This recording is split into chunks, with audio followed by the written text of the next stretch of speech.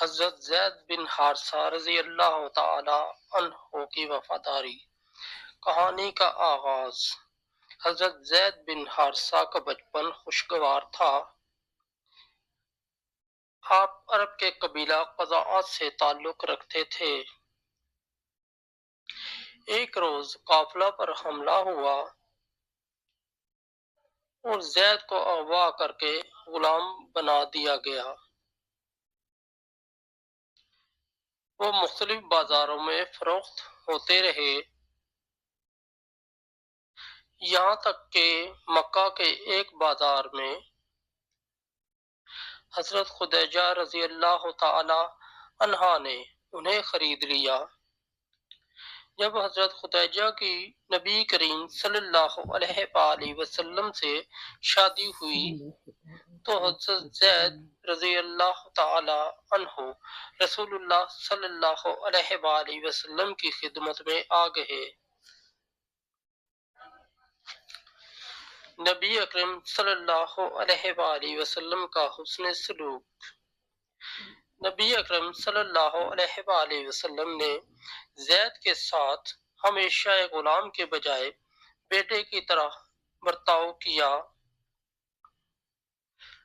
آپ صلی اللہ علیہ وآلہ وسلم کا حسن اخلاق اور شفقت حضرت زید کے دل میں گہری محبت پیدا کر چکا تھا۔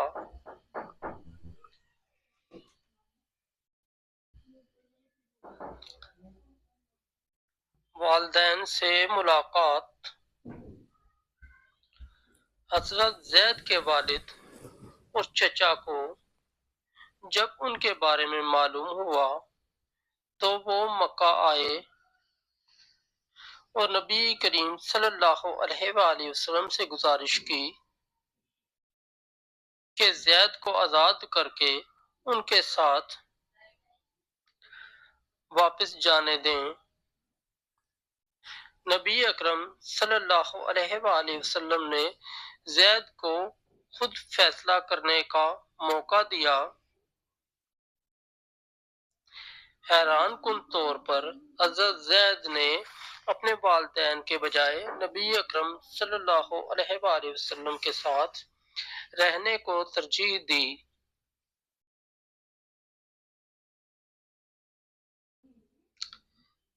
زید کی آزادی۔ حضرت زید کی وفاداری سے متاثر ہو کر نبی اکرم صلی اللہ علیہ وآلہ وسلم نے انہیں آزاد کر دیا اور قریش کے سامنے اعلان کیا کہ زید میرے بیٹے ہیں۔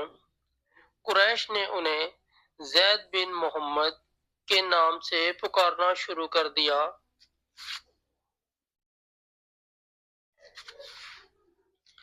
قرآن کا حکم اور مقام شہادت۔ جب قرآن میں حکم نازل ہوا کہ متبنہ کو حقیقی والد کے نام سے پکارا جائے تو زید بن حارثہ کو دوبارہ ان کے اصل نام سے پکارا جانے لگا۔ رسول اللہ صلی اللہ علیہ وآلہ وسلم کے لیے یہ ایک مشکل فیصلہ تھا، لیکن آپ صلی اللہ علیہ وآلہ وسلم نے ہمیشہ اللہ کے حکم کو مقدم رکھا۔ بعد میں زید کو غزوہ موطا میں اسلامی لشکر کی قیادت کے لیے منتخب کیا گیا، جہاں آپ شہید ہو گئے۔